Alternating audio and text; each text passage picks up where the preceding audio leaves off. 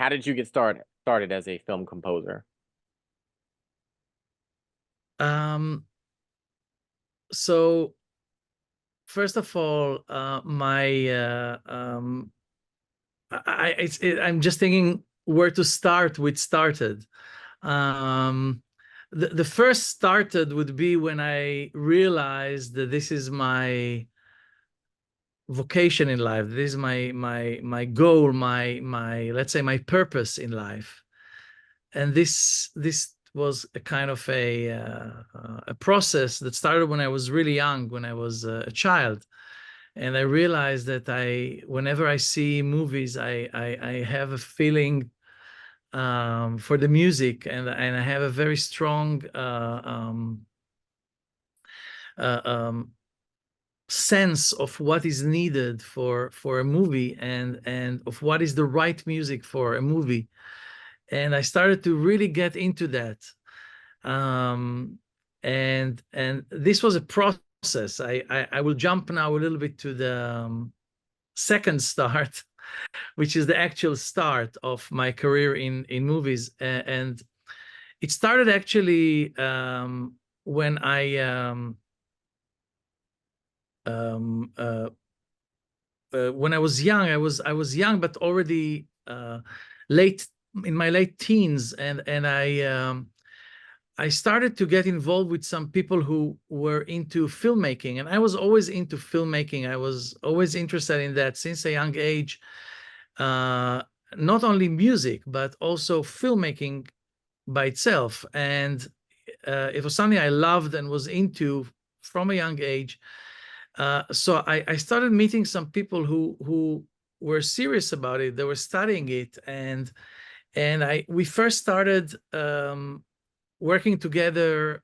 I would shoot their movies, but we immediately started talking about music, and then I got an offer from one of them, who later became a professional director, film director, to score his student movie. First of all, it was just arranging some, I think it was, if I remember correctly, a melody that he had in mind, and I arranged it and orchestrated it and recorded it with the players. And then he continued studying in the university in the film department, and he asked me to score his I think it was another film, and then there was the graduating film that he made, the graduation film, which was already more elaborate and more advanced. uh, and it was very successful. The film was shown in many places, and many people saw it. So I got some other offers. So I started uh, composing music for short movies. So actually, the real start was by composing music for short films, which was a very good thing, because in that way, first of all, I started to get known by people who later became actually professional filmmakers, and I started making a name for myself. But also for me personally, it was a very good way of gaining uh, two important things. The first was to gain confidence and experience in that and confidence in that experience as a composer for movies, and also getting to expand my show reel so I could show things to people. So when my first feature film was arrived, when I was offered to score my first feature film, I already was confident because I made by then, I composed scores to maybe 15 short movies before that. So I was actually ready for that. So I mean, I think that if I was offered a feature film as the first thing, I wouldn't be ready, and I wouldn't feel confident enough to do that. So I would say that that was my start. All right. And how do you go about making a composition? Like when you're watching a film that they hired you to compose, how do you start from ground zero to the full composition? That's a very good question. Um, because there is a process which is really, really important, in my opinion, to do that. And that is a process that is somewhat different than if I would have been just a composer who writes music for music's sake, like a classical composer or a pop composer, and any composer who writes music just for themselves, Mm. as in contrast with what I do, which is to write for a film.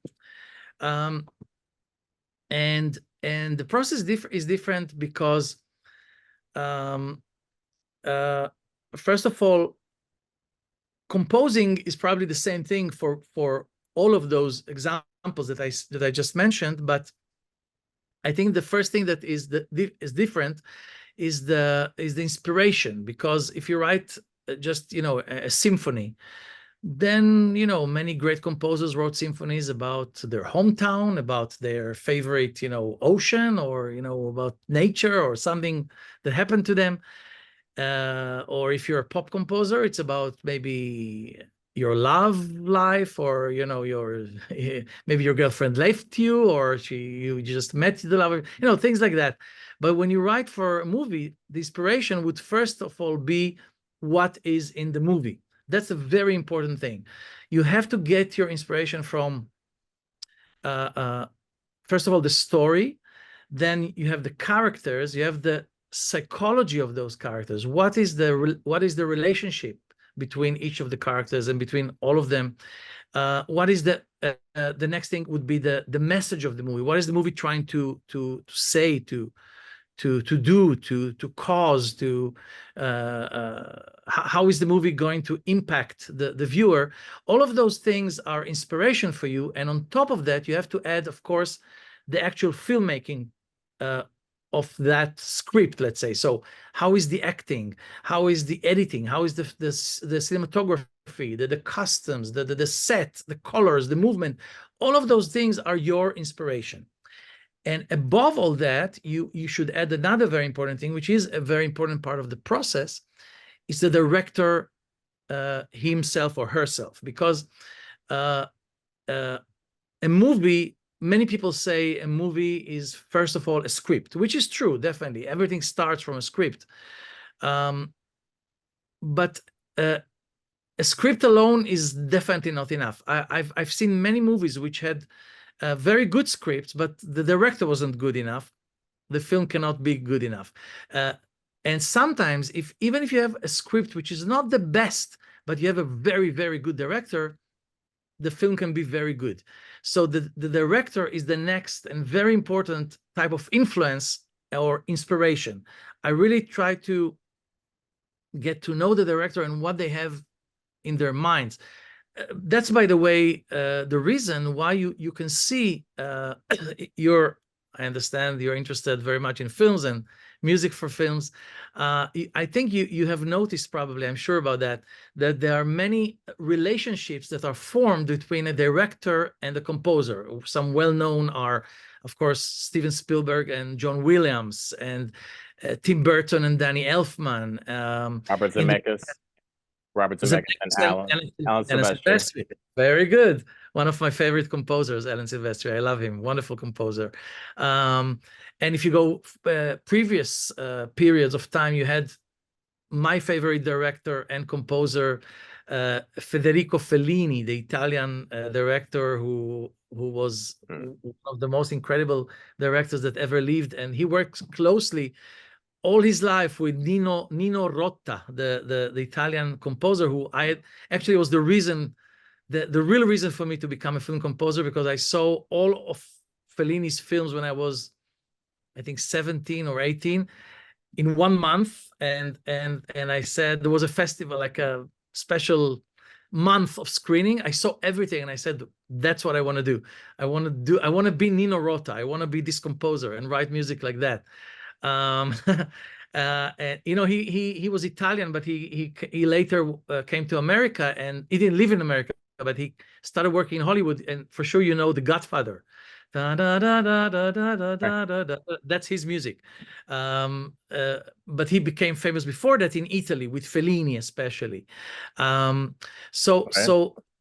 because the reason I mentioned all those wonderful composers and directors is because this is proof that the relationship between the director and the composer is really important for the filmmaking process and for the score process, the score making process. Because once you have a good relationship with the director, you start getting to know them, first of all, on a deeper level. It's like when you have any relationship, you know your parents very well, so you don't have to discuss many things too much in order to understand each other, right? Right. Or if your partner, your wife, your husband, whatever, your girlfriend, your boyfriend, and after you get to know each other, you don't have to speak much in order to get to the point, to get to the real issues. That's the same thing. So once you get to know somebody, it makes it easier. But of course, that's not what happens always, because I work with many directors and not all of them I have a relationship with. So you start getting to know this new director. Let's say if you didn't work before with that person, to get to know them better, because that's a very important influence and inspiration for the music. And it's not only an inspiration and influence, I find it an essential part, because a good composer, if you're good enough and you're experienced enough and you have the skills, I can write music without a movie, which would be probably nice and pretty and many people would love it. And I can do this for a movie as well. Let's say you give me a movie and I will say, okay, here is this beautiful music, I just wrote it, take it and use it. But that's not enough. I believe that there's more than that. There is a task for me as a composer, which is to find out not only how to write the most beautiful music, but the most beautiful music that would be the right music for this movie and for this director. That's a very difficult thing, because you really have to insert yourself into the movie and into the head and the mind of the director. You have to really let it be part of your bloodstream in a way. And that's a very important part of the process that I do when I start working on a score. So I start to, first of all, if I don't know the director, if I know the director, we get faster to the actual, the more specific points. But if I don't know the director, I start to get to know the director. We have discussions, we have conversations. We talk about, of course, the movie. We talk about the ideas of the movie. We talk about things like, I can ask the director, why did you choose this actor and not another actor? Why did you want this actor to be tall and not short? Why did you want this actress to have blonde hair? Everything matters, everything, because it all comes from the mind of the director. Why did you choose to shoot this scene from far away, what we call a long shot? Or why did you choose to shoot that scene extreme close-up that you can see the eyes? All those questions are really, really important, because it helps you discover more and more about what the movie is really about. Because many things, of course, you can understand yourself. Let's say this is a movie about a single mom raising a little boy. Okay, so you already can understand, okay, there are problems, it's very difficult, the boy makes trouble. I don't know, I'm just inventing something here. But then you start getting deeper and maybe you understand, oh, the real reason this director made this movie is because the single mom had her own mother who was very difficult with her, and that's why I'm just inventing here things. But there can be so many nuances, and nuance is a very important word in my work, because if you think about it, let's say you write music for a comedy. Wonderful. Just try to think now, when I just said the word comedy, how many types of comedy exist in the world? Millions of types. How would you know that you write the correct type of comedy music for this movie? So it's all about nuances. What is exactly the type of comedy? There's one comedy where somebody, bless you. Yep, thanks. There's one type of comedy where a person walks in the street, walks on a banana peel, falls down, ha ha ha ha. But then there's another type of comedy where somebody just says something very clever and oh, that's funny. The nuances. That is what it is about. And the reason is because, of course, music is non-verbal. Music is just notes. It's just something which is abstract.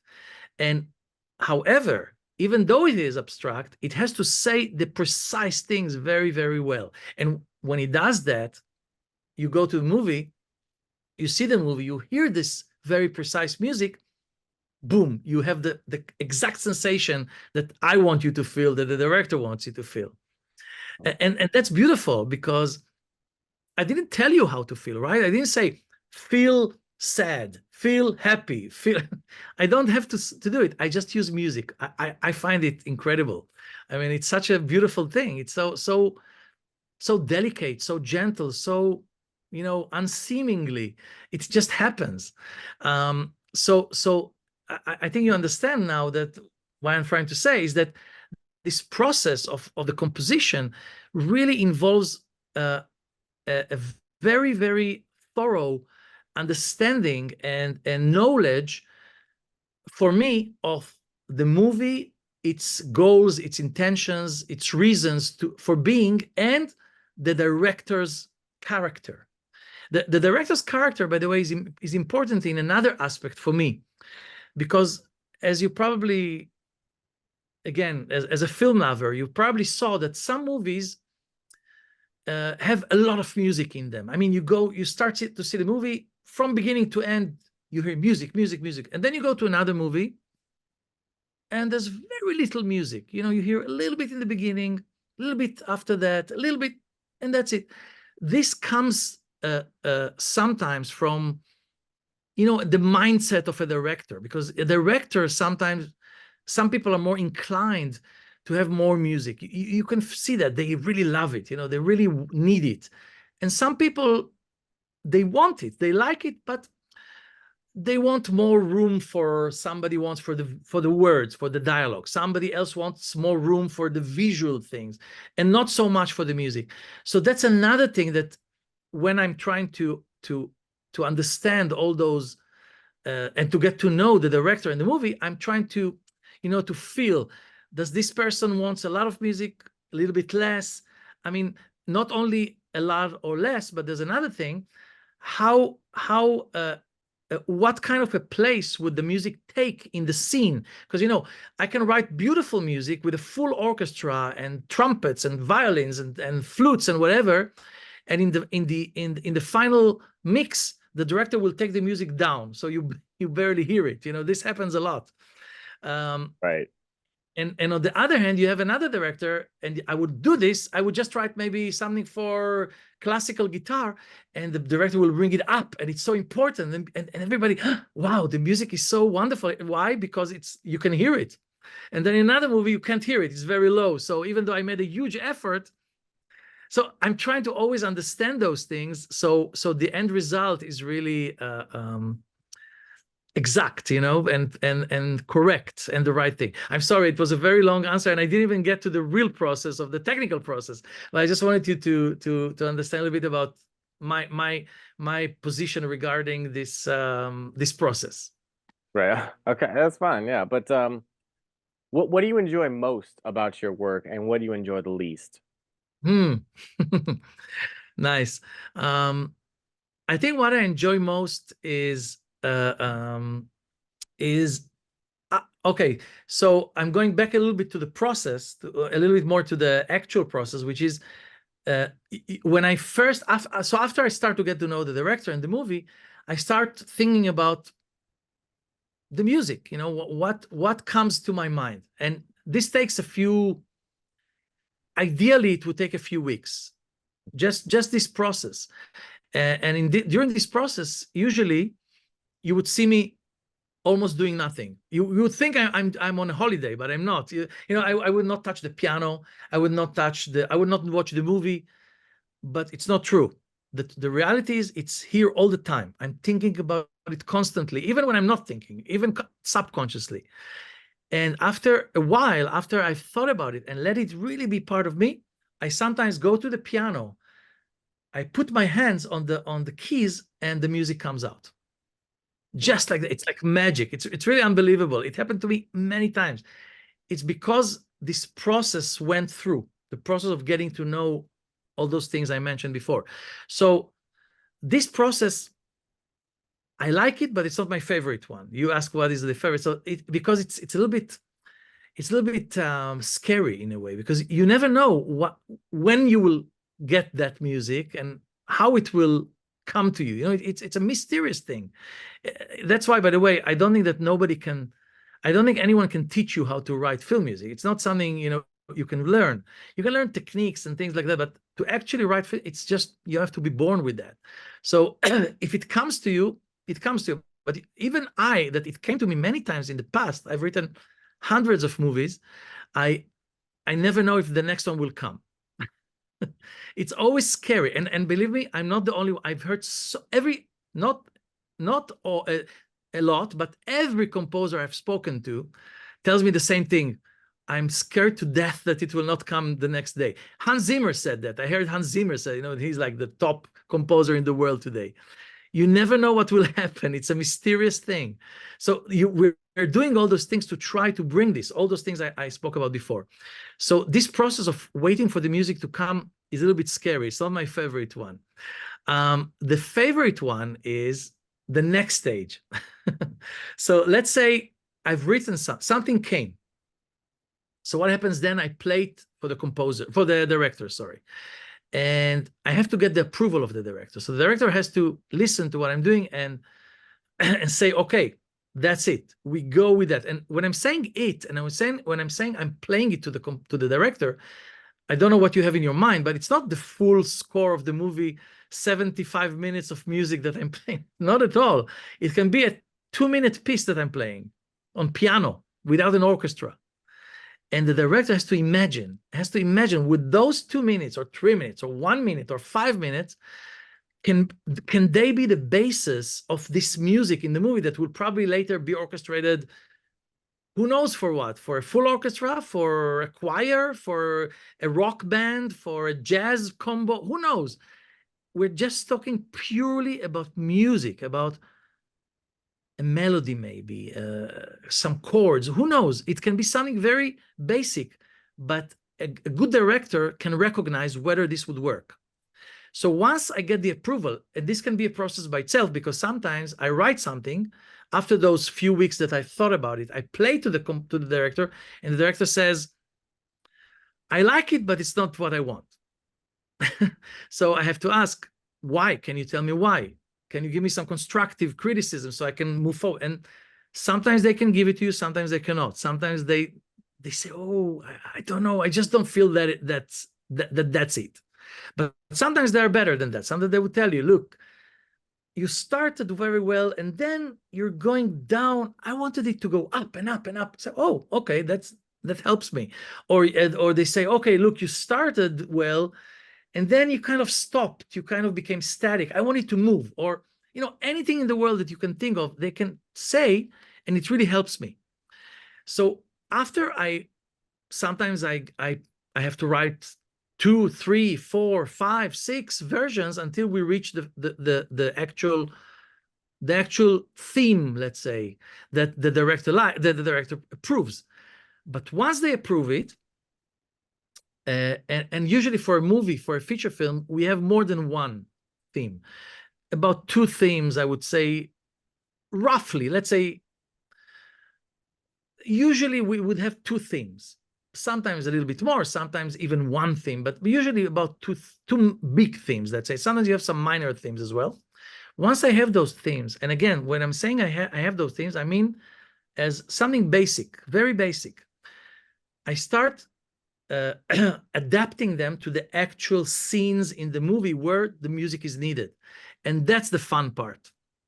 It's a long process, and it's a lot of work. It's very hard work, but the reason I love it is because it's very inspiring, because you start really to get to know your music better and better. It's like when I write the theme that the director approves, it's like, in a way, having a child. I have children, so when your child is born, you're very happy. It's wonderful. It's a beautiful thing, but you don't know who is this child. You know, they were just born.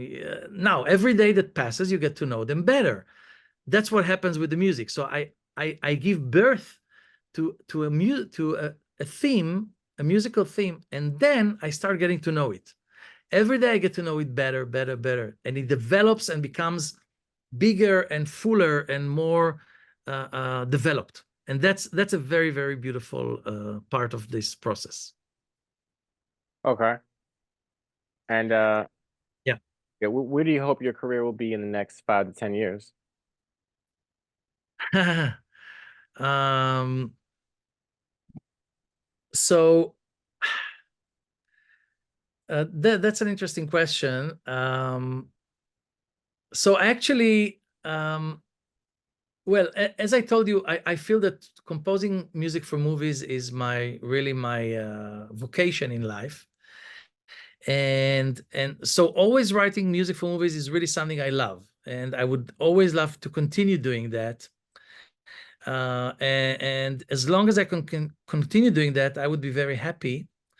Uh, but uh, but I actually have another dream right now, which I started actually pursuing and also accomplishing. Uh, and it's a little bit out of the movie making industry. So I've been composing music for many years for movies for more than, I would say, for about 40 years, since I was really young. And one thing that I always felt was that composing music for movies is really what I love doing. I think I'm doing it. This is something I can do the best for me.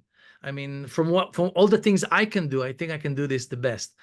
Uh, but I wanted, in a way, to move forward, to be at the helm, because as a film composer, I'm never at the helm. There's the director. The director is at the helm. Yeah. So I always dreamt of writing some things that where I would be the helm. And one of those things, or the main thing I dreamt about, was writing operas. So this may surprise you, but I dreamt about it for many years. And last year I got a chance. I was commissioned to compose my first opera, and it was premiered a month ago. And it was an opera for children, actually. I've written in my career a lot of music for children, both in television, in films, in theater even.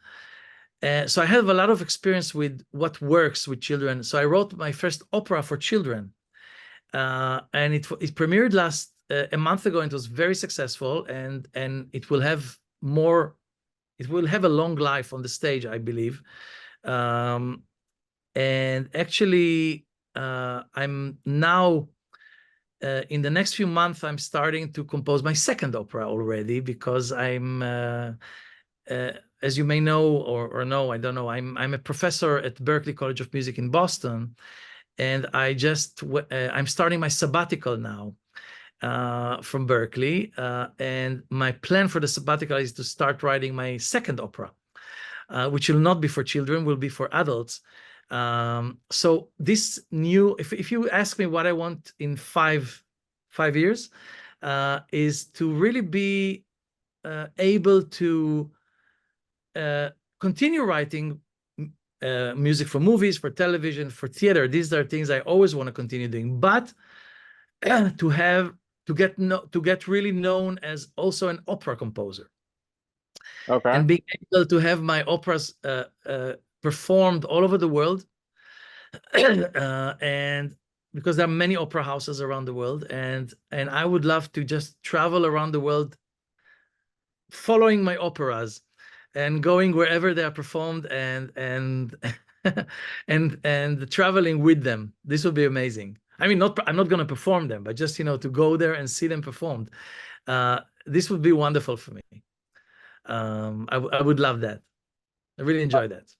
All right. And any advice for other film composers or composers in general? Oh, definitely. I can give an advice definitely for film composers. First of all, well, for composers in general, I would say should be very, it's two main things, I would say. The first main thing is to always think about the art, not about anything else. I mean, never think about, I'm going to do this because I want to be famous. I'm going to do this because I want to have money. I want to do this. I don't know. All those reasons are not good. I want to do this as a therapy for myself. You know, many artists do their art because as a therapy. I don't think that's a good idea. I think you have to do the art for the art. You have to really think about the art and do it because you want to make art and you want to do something good in this world, to bring some beauty to this world, to bring something that will make people happy, make people feel inspirational and feel that there's something worth living for. That's why I do it. I thought when I was young that I will be a doctor. That is the biggest thing you can do is to save lives, you know. But I think I'm doing now a better thing. I think with my music, I save more lives. I think I really feel that today. I feel that music is touching people and helping them much better. I truly feel that. It sounds strange, but I really feel that. So that's my first advice. You have to really be true to yourself and do it because you want to do it, not for any other reason, because the money is going away, fame is going away. The only thing that stays is the art, if it's good. If it's not good, it will never stay. That's the first thing. The second thing I would say is always challenge yourself. With every new piece of art that you're creating, always try to do something challenging to you. So maybe using a different technique, maybe using a different instrument, maybe using a different ensemble, maybe using just a different way of approaching notes or rhythms or chords, whatever. Just be, always create a challenge. That's how, excuse me, that's how you're staying fresh and creative. As a side advice, I would say, but I'm not sure that's an advice because it's something personal. I'm never satisfied with what I'm doing. Whenever I'm listening to what I did, I always have a lot of criticism. So I don't know if this is a good advice, but that's definitely what I have, because that helps me be better. Because if I hear what I did and I say, oh, I made a mistake there, I will try not to make the mistake again. Right. Now, to film composers, I would add the advice of always always trying to remember that you are not the main thing. That's, by the way, what I told you before, that I started my new thing of opera writing, because as a film composers cannot be the king of the film or the leader of the film. Never. If they feel like that, they are betraying their profession. Because you cannot, what I mean is, you cannot have an ego. If you have an ego and you say, oh, I am the main thing, I am the star, cannot work, because you are not the star. The star is the film, number one, the director, number two. That's it. Everybody else is serving this. So I'm serving the film and the director. My music is serving them. And my new, you know, I'm sure you heard this, but if you didn't, I will tell it to you now. You know, they always say that if you're writing music for a movie, the best reaction from the audience and maybe from a critic of the movie is that they didn't notice the music. I don't know if you heard this before, but that's the best compliment for a film composer, that they didn't notice the music. Because if they didn't notice the music, it means everything went smoothly and naturally, and they didn't even feel that. They were immersed in the experience, and they felt it so much that they didn't. Oh, there was music, I didn't even know. You know, something like that would be the best impression. And if they start noticing the music, it means maybe something was wrong, maybe with the movie, maybe with that, maybe you don't know. But you should go out of a movie and say, it was amazing. It was just great. What was great? I don't know. I just loved it. It was amazing. You know, that's the best reaction. Not the editing was good, the acting was good, the music. No, that's not good. So, so this happens only if the composer remembers that they are serving. Because if the music is being dominating over the movie, this is never a good thing. The music can never dominate. It must be effective, it must be expressive, it must be interesting, it must be inspirational, but it can never be it can never be first place before the movie and everything that involves all the aspects of the movie.